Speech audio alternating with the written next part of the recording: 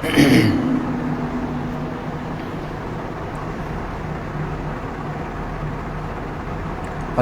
لله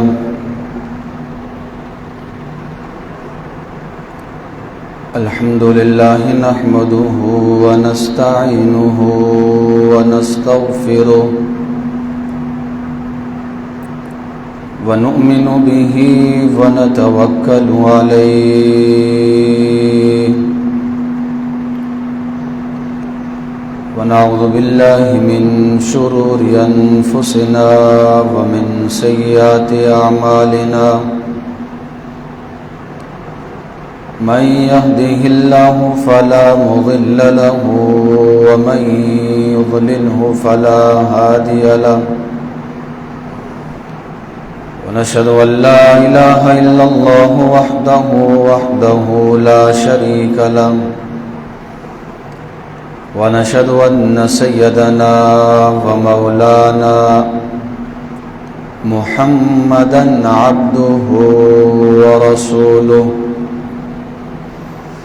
أما بعد فأعوذ بالله من الشيطان الرجيم بسم الله الرحمن الرحيم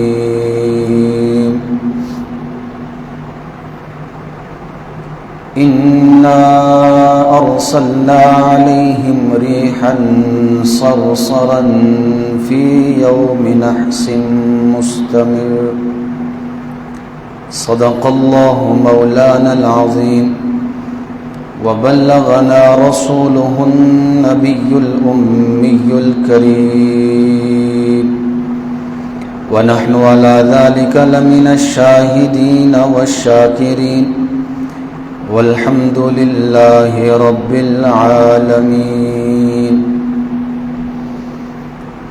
اللهم صل على محمد في أول كلامنا وصل على محمد في أوسط كلامنا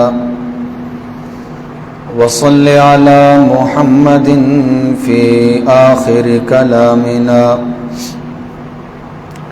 اللهم صل على جسد محمد في الأجساد وصل على روح محمد في الأرواح وصل على بلد محمد في البلاد وصل على روضة محمد في الرياض وصل على قبر محمد في القبور بلند آواز سے درود پاک پڑھ لیں اللہم صل علی محمد وعلی آل محمد کما صلیت علی ابراہیم وعلی آل ابراہیم انکا حمید مجید اللہم بارک علی محمد وعلی آل محمد كما باركت على إبراهيم وعلى آل إبراهيم إنك حميد مجيد يا رب صل وسلم دائما أبدا على حبيبك خير الخلق كلهم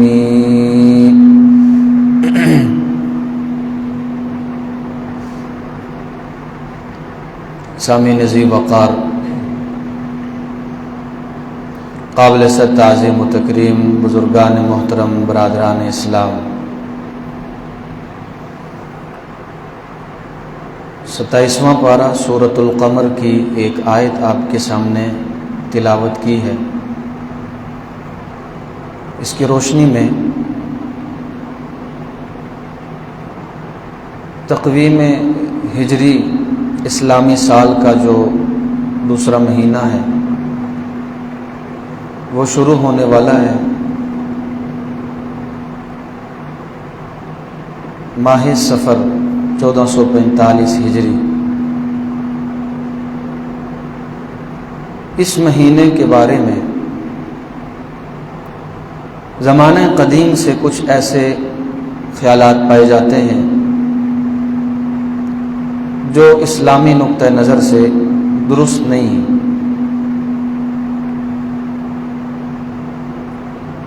آج کی نشست میں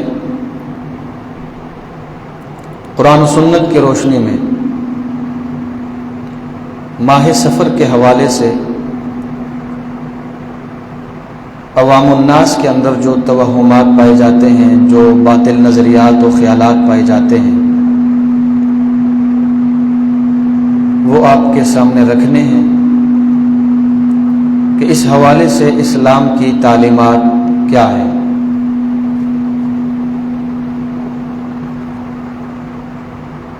جو آیت میں نے آپ کے سامنے پڑھی ہے اس میں قوم عاد پر عذاب کا تذکرہ ہے کہ قوم عاد پر ہم نے سخت آندھی اور طوفان کا عذاب بھیجا، اور یہ ایک منحوس دن میں، نحوست والے دن میں اور دائمی نحوست والے دن میں ان پر عذاب بھیجا۔ اسی قوم کے متعلق 24ویں پارے میں بھی اللہ تعالیٰ نے ارشاد فرمایا فَأَرْسَلْنَا عَلَيْهِمْ رِيحًا صَرْصَرًا فِي أَيَّامٍ نَحِسَاتٍ، کہ ہم نے ان کے اوپر نحوست والے دنوں میں آندھی اور طوفان کا عذاب بھیجا، لِنُذِيقَهُمْ عَذَابَ الْخِزْيِ فِي الْحَيَاةِ الدُّنْيَا، تاکہ ہم دنیا کی زندگی میں انہیں ذلت والے عذاب کا مزہ چکھائیں۔ وَلَعَذَابُ الْآخِرَةِ أَخْزَىٰ وَهُمْ لَا يُنصَرُونَ،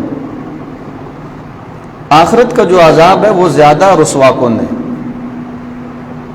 اور وہاں کوئی مدد کے لیے بھی نہیں آئے گا، کسی کی سفارش، کسی کی رشوت، کسی کا تعلق کام میں نہیں آئے گا۔ دیگر مقامات پر بھی دیگر اقوام کے حوالے سے اللہ تعالیٰ نے جہاں پر عذابات بھیجے جن قوموں پر، تو اس کا ایک ریزن قرآن کریم میں مشترکہ طور پر ہے کہ کسی قوم پر عذاب کیوں آتا ہے؟ اللہ کی ناراضگی کی وجہ سے۔ اللہ کی ناراضگی کے اسباب کیا ہیں؟ وہ انسان کے اعمال ہیں، انسان کے اعمال بد، برے اعمال۔ اللہ نے قرآن کریم میں ایک اور مقام پہ ارشاد فرمایا ظہر الفساد فی البر والبحر بما کسبت ایدی الناس، کہ یہ جتنا بھی بحر و بر میں فساد ہے اس کائنات کے اندر، یہ انسانوں کے اپنے اعمال کی وجہ سے ہے۔ لِيُذِيقَهُمْ بَعْضَ الَّذِي عَمِلُوا لَعَلَّهُمْ يَرْجِعُونَ، ہم انسان کے کچھ اعمال کا مزہ انہیں دنیا میں دکھاتے ہیں عذاب کی صورت میں، تاکہ یہ واپس لوٹ آئے۔ انسان جب گناہ کرتا ہے وہ رب کی رحمت سے دور ہو جاتا ہے۔ رجوع کا معنی ہوتا ہے واپس لوٹنا، تو جو انسان گناہ کرتا ہے وہ اللہ کی رحمت سے دور چلا جاتا ہے۔ قرآن پیغام دیتا ہے کہ اللہ کی رحمت کی طرف واپس آ جاؤ۔ ہلکے پھلکے عذاب بھیج کر وارننگ دی جاتی ہے کہ واپس آ جاؤ، اور امور مشترکہ جو ان تمام اقوام کے حوالے سے قرآن نے ذکر کیے وہ ان اقوام کی نافرمانیاں تھیں۔ اللہ تعالیٰ نے قرآن کریم میں ارشاد فرمایا ما اصابك من حسنة فمن اللہ وما اصابك من سیئة فمن نفسك، انسان کو خطاب ہے کہ آپ کو جو بھلائی حاصل ہوتی ہے نا، جو بھی نیک اللہ کی توفیق سے جو بھی انسان نیکی کرتا ہے یا اللہ کی طرف سے کوئی رحمت ہوتی ہے اس کے اوپر، تو وہ اللہ کی جانب سے ہے. انسان نیک اپنی مرضی سے نہیں ہے، یعنی اپنے اختیار سے کوئی بندہ نیک پیدا نہیں ہوا. اللہ کے فضل سے اللہ نے نیکی کی توفیق دی ہے تو کوئی نیک بنا ہے. اور دستور یہ ہے، ادب کا تقاضا یہ ہے کہ اچھائیوں کو اللہ کی ذات کی طرف منسوب کیا جائے. خیر اور شر کا مالک تو اللہ ہے، قادر اللہ ہے، خالق بھی اللہ ہے، لیکن خیر اور شر دنیاوی اسباب کے دائرے میں رہ کر انسان اپنے اختیار سے کرتا ہے. اس لیے اللہ تعالیٰ نے فرمایا کہ آپ جو نیکی کے کام کرتے ہیں نا فمن اللہ، وہ اللہ کی جانب سے کرتے ہیں. اللہ آپ کے دل میں نیکی کی بات ڈالتے ہیں، اس کی توفیق دیتے ہیں، اسباب مہیا کرتے ہیں تو آپ نیکی کرتے ہیں. وما اصابک من سیئۃ، جو برائیاں کرتے ہو فمن نفسک، وہ آپ کے نفس کی شرارت ہوتی ہے. جب انسان کا تعلق رحمان کے ساتھ مضبوط ہوگا تو نیکیوں پر آمادہ ہوگا. جب انسان کا تعلق شیطان کے ساتھ مضبوط ہوگا تو پھر برائیوں پہ آمادہ ہوگا. ان النفس لامارۃ بالسوء، انسان کے اندر چھپا ہوا جو شیطان ہے نا، جو ہمیشہ وسوسے ڈالتا ہے اور عین عبادت میں بھی ڈالتا ہے، نماز کی حالت میں بھی ڈالتا ہے، تو یہ وہ نفس امارہ ہے جو انسان کو برائیوں پہ آمادہ کرتا ہے. تو قرآن کریم نے اس موقع پر بھی کہا کہ جو برائیاں ہیں نا، برائیوں کا تعلق تمہاری ذات کے ساتھ ہے. من عمل صالحا فلنفسه، اللہ قرآن میں فرماتے ہیں کہ جو آدمی نیک کام کرتا ہے نا وہ اپنے ذات کے فائدے کے لیے کرتا ہے. جو آدمی نیک کام کرتا ہے وہ اپنے ذاتی فائدے کے لیے کرتا ہے، ذاتی منفعت کی خاطر. کسی پر احسان نہیں کرتا انسان نمازیں پڑھ کے، روزے رکھ کر کسی پر احسان نہیں کرتا. نیکی کے کام کر کے انسان کسی پر احسان نہیں کرتا. نیکی کے کام کرے گا تو اپنے ذاتی فائدے کی خاطر کرے گا. کل کام آئیں گی یہ نیکیاں. من عمل صالحا فلنفسه، جو آدمی بھی نیک کام کرتا ہے وہ اپنی ذات کے لیے کرتا ہے. اور جو برائیاں کرتا ہے تو اس کا وبال بھی اسی کے اوپر ہے. ومن اساء فعلیہا، برا کام کرو گے تو وبال بھی ذات پہ آئے گا، اولاد پہ آئے گا، کاروبار پہ آئے گا، زندگی پہ آئے گا، صحت پہ آئے گا. یہ گناہوں کی نوست ہے کہ گناہوں کی وجہ سے انسان کی زندگی متاثر ہوتی ہے، انسان کا رزق متاثر ہوتا ہے گناہوں کی وجہ سے. تو بہرحال ایک بات جو ان آیات سے ثابت ہوتی ہے کہ یہ جتنی بھی نحوستیں ہیں یہ انسان کے اپنے اعمال سے ہیں. ایک حدیث میں آتا ہے، حدیث قدسی، اللہ تعالیٰ کا فرمان ہوتا ہے اور پیغمبر کی زبان ہوتی ہے. یسبنی ابن آدم، مجھے نا اولاد آدم گالیاں دیتے ہیں. اللہ فرما رہے ہیں، اللہ کیا فرما رہے ہیں؟ بندے مجھے گالیاں دیتے ہیں، میں ان کا رب ہوں، اس کے باوجود مجھے گالیاں دیتے ہیں. انہیں ایسا نہیں کرنا چاہیے. گالیوں کی کیا صورت ہے؟ یسب الدہر وانا الدہر، زمانے کو گالیاں دیتے ہیں حالانکہ میں خود زمانہ ہوں. اللہ کیا فرما رہے ہیں؟ میں خود زمانہ ہوں.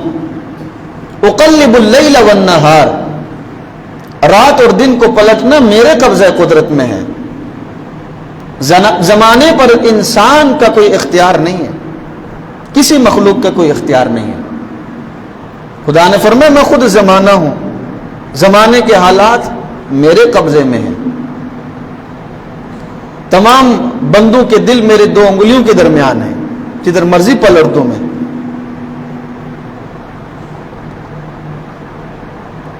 عرب میں ایک جملہ کہا جاتا تھا، یا خیبۃ الدہر، اے زمانے کے کم بخت آدمی، کسی کو تانا دیتے ہوئے نا یہ جملہ کہا کرتے تھے، یار تو زمانے کا منحوس آدمی ہے، یا خیبت الدہر، یعنی زمانے کو گالی دے کر اس آدمی کو بھی ملعون کیا جاتا تھا، یا خیبت الدہر۔ آپ علیہ الصلوۃ والسلام نے اس طرح کے جملوں کی اصلاح فرمائی۔ زمانے کا کیا قصور ہے؟ انسان گناہ اپنے اختیار سے کرتا ہے، رات دن تھوڑے اس انسان کو مجبور کرتے ہیں کہ گناہ کرو۔ انسان کے اعمال بد میں نہ کسی سال کا کردار ہے، نہ مہینے کا، نہ ہفتے کا، نہ دن کا۔ اللہ فرما رہے ہیں زمانے کو برا نہ کہو، اپنے آپ کو برا کہو۔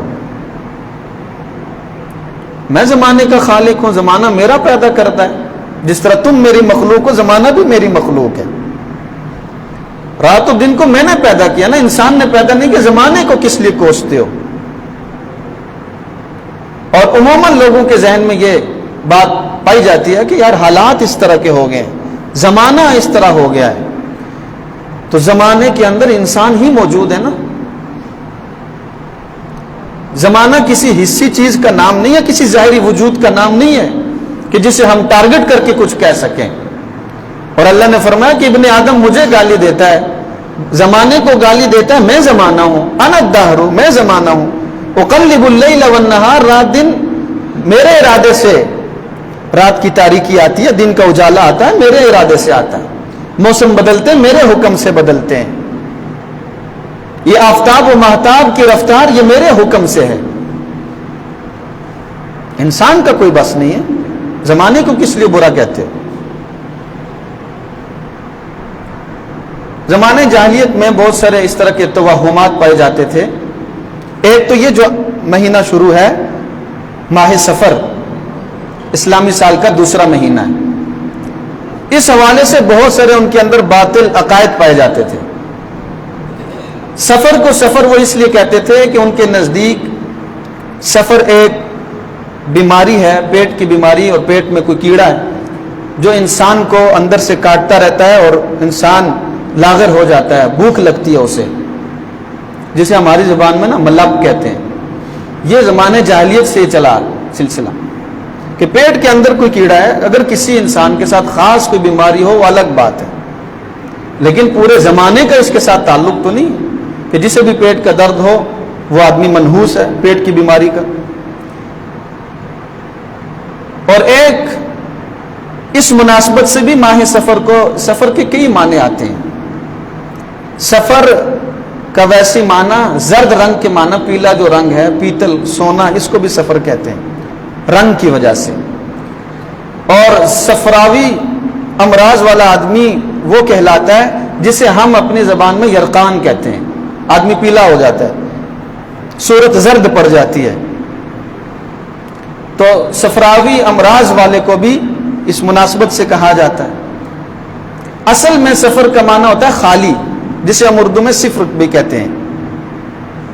خالی وہ اس وجہ سے اس مہینے کو کہتے تھے کہ محرم میں جنگیں وغیرہ نہیں ہوتی تھی، ممانعت تھی، تو جیسے ہی سفر کا مہینہ شروع ہوتا تھا انہوں نے جتنی بھی اپنی جنگیں، لڑائیاں پینڈنگ رکھی ہوتی تھی نا، سفر میں ان کا آغاز کرتے تھے۔ جتنی بھی تجارت وغیرہ انہوں نے موقوف رکھی ہوتی تھی، ماہ سفر میں وہ شروع کرتے تھے۔ تو سفر کو سفر اس لیے کہتے تھے کہ مردوں سے گھر خالی ہو جاتے تھے، سارے مرد مصروف ہو جاتے تھے۔ تو عرب معاشرے کے اندر ماہ سفر کو منحوس مہینہ سمجھا جاتا تھا کہ یہ خالی مہینہ ہے، خیر و برکت سے خالی مہینہ ہے، ہر قسم کے نفع سے خالی مہینہ ہے۔ اس مہینے کے اندر وہ شادی بیاہ خوشی وغیرہ کی تقاریب نہیں کرتے تھے کہ یہ منحوس مہینہ ہے، اس میں خیر کی توقع ہی نہیں ہے۔ آپ علیہ الصلوۃ والسلام نے ایک جملے میں اس کی اصلاح فرمائی، لا سفر۔ حضور نے کیا فرمایا؟ لا سفر۔ سفر کے بارے میں جو لوگوں کے خیالات ہیں ان کی کوئی حقیقت نہیں ہے،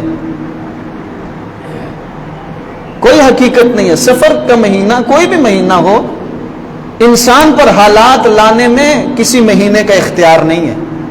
حالات اللہ کی طرف سے آتے ہیں، مہینوں کی طرف سے نہیں آتے، سالوں کی طرف سے نہیں آتے۔ دن اور رات منحوس نہیں ہوتی، کوئی دن رات منحوس نہیں ہے، کوئی مہینہ سال منحوس نہیں ہے. یہ کائنات کے رمز ہیں، یہ کائنات کی خوبصورتی ہیں. منحوس کیا ہے؟ انسان دن کو منحوس کہتا ہے. ہمارے ہاں بھی بہت سارے توہمات پائے جاتے ہیں، وہ آخر میں عرض کروں. حضور نے ایک جملہ یہ ارشاد فرمایا، لا سفر، سفر کے بارے میں جو لوگوں کے خیالات و اوہام پائے جاتے ہیں ان کی کوئی حقیقت نہیں ہے. ایک جملہ حضور نے یہ ارشاد فرمایا، لا عدوى، لا عدوى ولا طیرۃ ولا ہامۃ ولا سفر. دیگر روایات میں آتا ہے ولا غول ولا نوء، ان سب کے ساتھ لا لا لا لگا ہوا ہے. کیا مطلب ہے؟ کہ یہ جتنی چیزیں پائی جاتی ہیں ہمارے معاشرے میں، اس عرب معاشرے میں ان کی کوئی حقیقت نہیں ہے. لا عدوہ کا معنی تعدیہ امراض کی کوئی حقیقت نہیں ہے. جیسے کورونا میں ہوا تھا نا، لوگوں کا ذہن ایسا بن گیا تھا کہ میں فلاں بندے کے ساتھ بیٹھ جاؤں گا مجھے کورونا ہو جائے گا. یعنی عملاً وہ کہتا تھا نو ٹچ می، میرے پاس نہ آنا، خدا کا واسطہ ہے. ہمارے ہاں اب بھی یہ تصور پایا جاتا ہے کسی کو نزلہ بخار ہو تو اس کے پاس اس کا جھوٹا نہیں پیا جاتا، ساتھ بیٹھ کے کھایا نہیں جاتا کہ ہمیں بھی وہ مرض لگ جائے گا، ہمیں بھی وہ بیماری لگ جائے گی. تو حضور نے کیا فرمایا؟ لا عدوى، بیماری کا دوسرے کے ساتھ لگ جانا از خود، ایک بندے کی بیماری دوسرے میں ٹرانسفر ہو جائے، دوسرے کی طرف منتقل ہو جائے، اس کی کوئی حقیقت نہیں. اور یہ بات بھی تجربتاً ثابت ہے کہ جو لوگ وہم کے زیادہ شکار ہوئے ہیں مرض انہی کو زیادہ لگتا ہے. احتیاط الگ چیز ہے، احتیاط کرنی چاہیے. آپ علیہ الصلوۃ والسلام نے ایک موقع پر یہ بھی فرمایا، فر من المجذوم کما تفر من الاسد.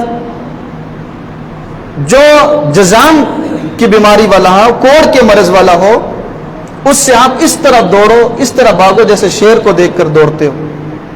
اس حدیث سے تو پتہ چلتا ہے کہ حضور نے خود منع فرمایا کہ اگر کسی کو خاص بیماری اس سے الگ تھلگ رہو. تعاون زدہ علاقے کے بارے میں حضور نے فرمایا کہ جو بندے وہاں رہتے ہوں وہ باہر نہ نکلیں، باہر کے لوگ اندر نہ آئیں. یہ ارشادات موجود ہیں، صحیح احادیث میں موجود ہیں. کیوں فرمایا؟ اس کا مطلب یہ نہیں تھا. دیکھیں بظاہر تو پھر احادیث میں تعارض آ جاتا ہے نا، تضاد آ جاتا ہے. بعض احادیث میں کہا گیا لا عدوہ، کوئی حقیقت نہیں ہے، ایک کی بیماری دوسرے کو نہیں لگتی. بعد میں حضور نے فرمایا کہ نہیں، الگ تھلگ رہو، احتیاط کرو. تو کیا منشا ہے حضور کے کہنے کا؟ مطلب یہ ہے کہ جو کمزور ایمان والے لوگ ہیں نا، ان کو حضور نے فرمایا کہ آپ لوگ احتیاط ہی کرو تو بہتر ہے. اگر نہ خدا نہ خواستہ علاقے میں چلے گئے، بیمار ہو گئے تو یہ کہیں گے میں اس کے پاس بیٹھا تھا تو بیمار ہو گیا. تو حضور نے عقیدے کی اصلاح فرمائی. جو کمزور عقیدے کے لوگ ہیں، یار تم لوگ نہ جاؤ، تم الگ ہی رہو تو بہتر ہے. تو حضور نے عقیدہ اور ایمان کو بچانے کے لیے کہا کہ اگر کسی کے دل میں یہ وسوسہ وہم آتا ہو کہ فلاں بندے کو فلاں مرض ہے، میں ساتھ بیٹھوں گا مجھے لگ جائے گا، تو حضور نے فرمایا تو احتیاط ہی کر تو بہتر ہے. حقیقت کیا ہے؟ حقیقت یہ ہے کہ صحت بیماری کس کی طرف سے آتی ہے؟ اللہ کی جانب سے. کتنے لوگ لا علاج، جنہیں ڈاکٹر لا علاج کہہ دیتے ہیں، وہ صحت مند نہیں ہو جاتے. کتنے لوگ کوئی بیماری نہیں ہے، صحت مند ہوتے ہیں، کوئی بیماری نہیں ہے، موت آ جاتی ہے ان پر، موت آ جاتی ہے. تو صحت بیماری کس کے قبضے قدرت میں؟ اللہ کی. ایک کی بیماری دوسرے کو لگے گی تب جب اللہ کا حکم ہوگا، اللہ کی مشیت اور ارادہ ہوگا، براہ راست نہیں لگ سکتی. حضور نے یہ والی بات جب ارشاد فرمائی نا، تو مجمع میں ایک دیہاتی آدمی تھا، مال مویشی رکھا ہوا تھا. انہوں نے کہا یا رسول اللہ آپ بات درست فرما رہے ہیں، لیکن ہم تو عملاً یہ دیکھتے ہیں، ہمارا ایکسپیرینس ہے اس بات کا کہ ہمارے اونٹ ہرنوں کی طرح دوڑتے بھاگتے ہیں صحراؤں میں، صحت مند ہوتے ہیں، لیکن ایک خارشی اونٹ جسے جلد کی بیماری ہو، سکن کی، وہ صحت مند اونٹوں میں آتا ہے تو ان سب کو بیمار کر دیتا ہے. تو یہ کیا چکر ہے؟ آپ فرما رہے ہیں کہ ایک کی بیماری دوسرے کو نہیں لگ سکتی، نہ انسان کو نہ حیوان کو۔ ہمارا تجربہ یہ کہتا ہے کہ صحت مند اونٹوں کا ریوڑ ہوگا تو ایک بیمار اونٹ اس میں آئے گا تو اس کی بیماری آگے لگ جائے گی۔ یہ ہم دیکھتے ہیں، ہمارا روز کا مشاہدہ ہے۔ حضور نے ایک جملہ ارشاد فرمایا، آپ نے فرمایا اپنی اس حقیقت پہ غور نہیں کیا، فمن اجرب الاول، اچھا یہ بتاؤ وہ جو پہلے اونٹ کو خارش لگی تھی، جلد کی بیماری لگی تھی، وہ کس نے لگائی تھی؟ باقی چلو اس کی وجہ سے بیمار ہو گئے نا، پہلا اونٹ کس کی وجہ سے بیمار ہوا؟ حضور کے کہنے کا منشا یہ تھا کہ پہلے اونٹ پہ بھی جو بیماری آئی وہ بھی براہ راست اللہ کے حکم سے آئی، باقی جو بیمار ہوئے وہ اگرچہ یہ ذریعہ بن گیا لیکن وہ بھی اللہ کے حکم سے ہوا ہے۔ مسلمان کی نظر خدا کی ذات پہ ہونا چاہیے۔ ایمان مفصل میں ہم یہی پڑھتے ہیں نا، اچھی بری تقدیر کس کی طرف سے ہے؟ اللہ کی طرف سے ہے۔ ایمان مفصل میں ہم اس بات کا اقرار کرتے ہیں کہ اچھی بری تقدیر اللہ کی طرف سے ہے۔ جب حالت کوئی آ جائے، انسان کے اوپر کوئی مصیبت آ جائے تو زمانے کو کوستا ہے، لوگوں کو برا بلا کہتا ہے۔ حضور نے اس عمل کی اصلاح فرمائی ہے کہ لا عدوہ، بیماری ایک دوسرے میں نہیں پھیل سکتی اللہ کی اجازت کے بغیر۔ دوسری بات حضور نے کیا فرمائی؟ ولا طیرۃ، یہ جو پرندوں کے بارے میں مخصوص تصورات پائے جاتے ہیں یہ بھی غلط ہیں۔ پرندوں سے وہ بدفعلیاں مراد، بدشگونیاں مراد لیتے تھے۔ کیسے؟ مثلا الو کے بارے میں ہمارے ہاں بھی یہ مشہور ہے کہ الو جہاں بیٹھتا ہے وہاں ویرانہ ہو جاتا ہے، حالانکہ وہ اللہ کا ذکر کرتا ہے۔ الو بولتا ہے، اللہ کا ذکر کرتا ہے، اور وہ تنہا پسند ہے، الگ بیٹھنا پسند کرتا ہے۔ جس طرح اولیاء اللہ خلوت نشینی اختیار کر کے اللہ کو یاد کرتے ہیں، وہ پرندہ ایسا ہے کہ الگ تھلگ ہو کر اللہ کو یاد کرتا ہے۔ تو اس کے بارے میں عرب معاشرے میں یہ تصور پایا جاتا تھا کہ یہ جہاں بولے ویرانی ہو جاتی ہے، بربادی آ جاتی ہے۔ یا پرندوں سے وہ یہ بھی بدشگونی مراد لیتے تھے کہ وہ باہر نکلتے، دیکھا سامنے کوئی پرندہ بیٹھا ہے، اگر اڑ کے دائیں جانب چلا گیا تو وہ کہتے تھے آج کا سفر آج تک رہے گا، اگر بائیں طرف اڑ کے چلا جاتا ہے وہ کہتے ہیں آج کا سارا دن منحوس ہے۔ جیسے ہمارے یہاں تاجر برادری والے لوگ کہتے ہیں نا، پہلا گاہک، یار صبح کس کے منہ لگے ہیں؟ یہ وہی وہم ہے، توہم ہے زمانے جاہلیت۔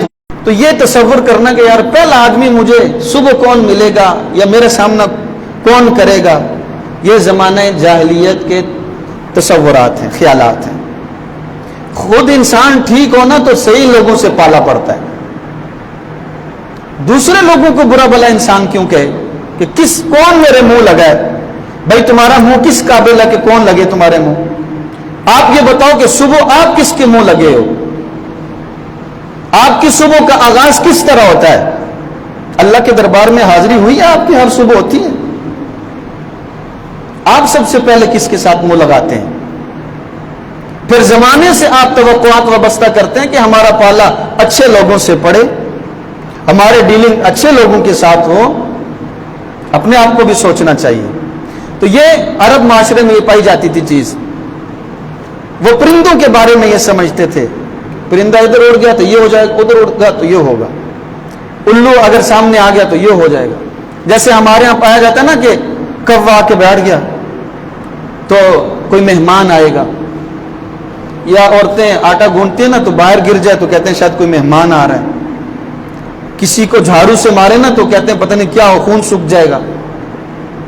رات شام کو جھاڑو دینا، برتن دھونا، کپڑے دھونا، اس کو معیوب سمجھا جاتا ہے۔ بہت ساری ایسی چیزیں، جوتی الٹی ہو جائے تو پتہ نہیں قیامت آنے لگتی ہے۔ تو یہ اس طرح کی چیزیں ہیں جو خام خواہ کے وہم انسانوں کے اندر اوہام فاسدہ پھیلے ہوئے ہیں جو قابل اصلاح۔ حضور نے کیا فرمایا؟ لا حامت، پرندہ انسان کی تقدیر کیسے بدل سکتا ہے؟ ہمارے ہاں جو بازاروں کے اندر فٹ پاتھوں پہ بیٹھے ہوتے ہیں انسانوں کی تقدیر کے فیصلے کرنے والے، طوطے سے فال نکالنا یا کسی اور پرندے سے، وہ قسمت کے دھنی ایسے ہیں کہ لوگ ان سے جا کے اپنے تقدیر کی فالیں نکلواتے ہیں کہ یار ہمارے حق میں کیا، ہماری لکیریں کیا کہتی ہیں. خود ان کی تقدیر یہ ہے کہ سڑک کی فٹ پاتھ پہ بیٹھ کے اپنے رزق کی تلاش میں، وہ آپ کی تقدیر کا کیا فیصلہ کریں گے؟ یہ عرب معاشرے میں تصور پایا جاتا ہے. حضور نے ایک جملے میں اصلاح فرما دی، لا طیرۃ، یہ جو پرندوں کے بارے میں تمہارے توہمات ہیں نا، ان کی کوئی حقیقت نہیں ہے. جیسے ہمارے یہاں نا پتھروں کے بارے میں طرح طرح کی، فیروزہ کی انگوٹھی پہن لیں گے تو یہ ہو جائے گا، فلانا پہن لے، وہ بھائی کسی شجر میں حجر میں کوئی تاثیر نہیں ہے. اللہ جس میں رکھے گا تو ہوگی. پتھر تمہاری تقدیر کا فیصلہ کیا کر سکتا ہے؟ کوئی درخت تمہاری قسمت کو کیسے بدل سکتا ہے؟ کوئی انسان تمہارے احوال کو کیسے بدل سکتا ہے؟ آپ کو اللہ نے مخلوقات کے سپرد نہیں کیا، خدا کے حوالے ہیں. جنت کے اندر سب سے پہلے جو لوگ جائیں گے بغیر حساب کتاب کے 70,000 لوگ جائیں گے بغیر حساب کتاب کے، کوئی ان سے حساب نہیں لیا جائے گا. وہ کون لوگ ہوں گے؟ جو اس طرح کی بدشگونیاں نہیں کرتے ہوں گے.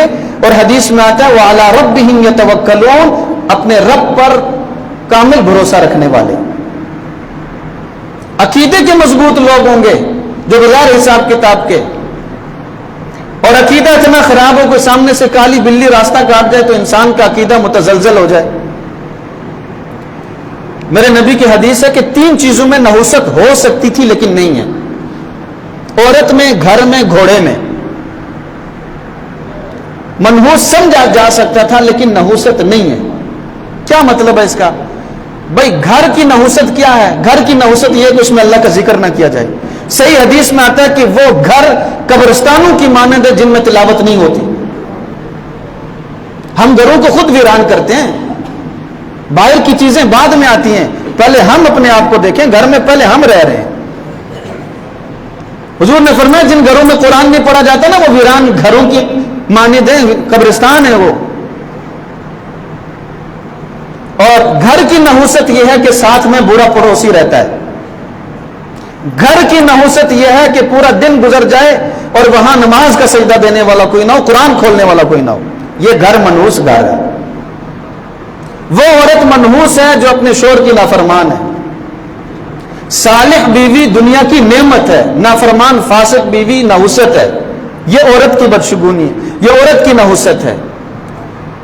گھوڑے کی نحوست کیا ہے؟ سواری کی نحوست یہ ہے کہ سواری اطاعت میں نہ ہو. جب انسان سفر کرنا چاہے اور وہ انسان کا ساتھ نہ دے. آج کل گاڑی یا موٹر سائیکل کوئی بھی چیز ایسی ہو جو انسان کے ساتھ سفری معاون نہ بنے، بار بار کام کھلوائے، وہ منحوس ہے. سمجھیں، یعنی منحوس ہونے کا مطلب یہ ہے کہ انسان کی زندگی میں راحت کا باعث نہیں ہے، پریشانی کا باعث ہے. وگرنہ عرب معاشرے میں بہت ساری چیزوں کو منحوس سمجھا جاتا تھا. آپ علیہ الصلوۃ والسلام نے اس کی اصلاح فرمائی. لا سفر، سفر کے مہینے کی نحوست کوئی حقیقت نہیں ہے، اس کے بارے میں جتنے تصورات پائے جاتے ہیں. ولا طیرۃ، پرندوں کے بارے میں جو اوہام پائے جاتے ہیں ان کی کوئی حقیقت نہیں ہے. ولا نوء، ایک ستارہ ہے جس کے بارے میں ان کا خیال یہ تھا کہ چاند 28 منزلیں اس کی، اپنے برج اور منزلیں چاند تبدیل کرتا ہے اور اس کے بعد صبح صادق میں ہر منزل کی تبدیلی کے وقت ایک ستارہ گرتا ہے، مشرق میں طلوع ہوتا ہے. یہ اللہ کا نظام ہے. عرب کے لوگ یہ سمجھتے تھے کہ یہ جو چاند کی منزلیں جو نا تبدیل ہوتی ہیں اور ستارہ ایک طلوع اور غروب ہوتا ہے، اس کی وجہ سے بارشوں کا نظام یا بارشیں برستی ہیں. حدیبیہ کے مقام پر حضور نے نماز فجر پڑھائی. حضرت زید بن خالد جوہنی رضی اللہ تعالیٰ نے اس روایت کے راوی ہیں. فرماتے حضور نے نماز پڑھانے کے بعد ہم سے فرمایا آپ کو پتہ ہے کہ آپ کے خدا نے ابھی کیا فرمایا؟ اللہ و رسول عالم. صحابہ ادباً کہتے تھے کہ اللہ اور اس کے رسول ہی جانتے ہیں زیادہ بہتر. اسی وقت حضور پہ وحی آئی. اللہ نے یہ فرمایا کہ آج صبح بہت سارے لوگ کافر ہو گئے اور بہت سارے لوگ مسلمان ہو گئے. کون سے کافر ہوئے؟ وہ لوگ کافر ہوئے جنہوں نے یہ بات کہی کہ آج کی بارش فلانے ستاروں کی وجہ سے برسی ہے. وہ لوگ کافر ہو گئے. اور جن لوگوں کا یہ یقین رہا کہ بارشوں کا نظام خدا کے قبضہ قدرت میں ہے، آج رات بارش اللہ کے حکم، اللہ کی مرضی اور منشا کے مطابق ہوئی ہے، وہ مسلمان ہیں، وہ ستاروں کے منکر ہوئے۔ جنہوں نے ستاروں پہ یقین رکھا وہ ستاروں کے مسلمان تو ہوئے لیکن خدا کی ذات کے وہ کافر ہوئے۔ یہ معمولی باتیں نہیں ہیں، قرآن و سنت میں جہاں بجا عقیدے کی اصلاح۔ میرے نبی نے فرمایا جو کسی کاہن کے پاس آتا ہے، نجومی کے پاس آتا ہے، اسے اپنے ہاتھ قسمت کی لکیریں دکھلاتا ہے، اس کی باتوں کی وہ تصدیق کرتا ہے، فقد کفر بما انزل علی محمد، وہ کاہن کی تصدیق کر کے حضور کی شریعت کا منکر ہو گیا۔ یہ معمولی باتیں نہیں، عقیدہ بہت بڑی چیز ہے۔ میرے نبی نے فرمایا جو کسی کاہن نجومی کے پاس آتا ہے، ستاروں علم الاعداد بھی اسی میں آتا ہے، علم الرمل اسی میں آتا ہے، اور اسی طرح علم النجوم اسی میں آتا ہے۔ جتنے بھی لوگ اس طرح من گھڑت فسادی لوگ بیٹھے ہوئے ہیں، ایمان کے ڈاکو، عقائد کے ڈاکو، وہ آپ کا مال بھی بٹورتے ہیں، عقائد بھی آپ کے خراب کرتے ہیں، آپ ان کے پاس اپنی قسمت کا فیصلہ لینے جاتے ہیں۔ میرے نبی نے فرمایا جو کسی کاہن نجومی کے پاس، غیب کی خبریں باتیں بتانے والا جو بزام خود، اس کے پاس جو آدمی جاتا ہے 40 رات کی عبادت ہی قبول نہیں ہوتی، 40 رات کی عبادتیں ضائع ہو جاتی ہیں، پورا چلہ ضائع ہو گیا عبادات کا، اور 40 دن رات کی جو کی ہوئی توبہ ہے وہ بھی ضائع ہو جاتی ہے۔ اس لیے ہمیں ان چیزوں کے بارے میں سنجیدگی سے سوچنا چاہیے کہ ہمارے عقائد خدا کی ذات کے ساتھ کیسے ہیں، اللہ کی ذات پر ہمارا یقین کیسا ہے۔ بھئی سیدھی سی بات ہے، نہ کوئی دن منحوس ہے، نہ کوئی مہینہ منحوس ہے، نہ کوئی ہفتہ، نہ کوئی سال، نہ کوئی صدی، نہ کوئی زمانہ منحوس ہے تو انسان ہے۔ خیر و شر، نفع نقصان، نیکی و بدی، انسان کی زندگی میں آنے والے تغیرات و تبدیلیاں، یہ انسان کے اپنے اعمال پہ ڈیپینڈ کرتا ہے۔ قرآن میں بے شمار آیات اس پر موجود ہیں، احادیث میں بے شمار احادیث اس پر موجود ہیں۔ زمانہ برا نہیں ہے، اللہ کا ہر دن خوش نصیب ہے ہر انسان کے لیے۔ جو جس دن انسان نیک اعمال کرے نا تو وہ دن انسان کے لیے خوش قسمت دن ہے، سعادت کا دن ہے، بابرکت دن ہے۔ اور جس دن انسان سے گناہ ہو اور بغیر توبہ کے وہ دن گزر گیا تو وہ دن انسان کے حق میں منحوس دن ہے، وہ دن انسان کے حق میں بے برکتی دن ہے۔ تو انسان کی زندگی میں خیر و شر جو آتا ہے، نفع نقصان جو آتا ہے، صحت و بیماری جو آتی ہے، اور جتنی بھی اس طرح کی چیزیں انسان کی زندگی کے ساتھ جو لگی ہوئی ہیں، اللہ قرآن میں فرماتے ہیں نا 15ویں پارے میں آخری بات ہے، وَكُلَّ إِنسَانٍ أَلْزَمْنَاهُ طَائِرَهُ فِي عُنُقِهِ، ہر انسان کے نامہ اعمال کا بورڈ ہم نے نا اس کے گلے میں چمٹا دیا ہے۔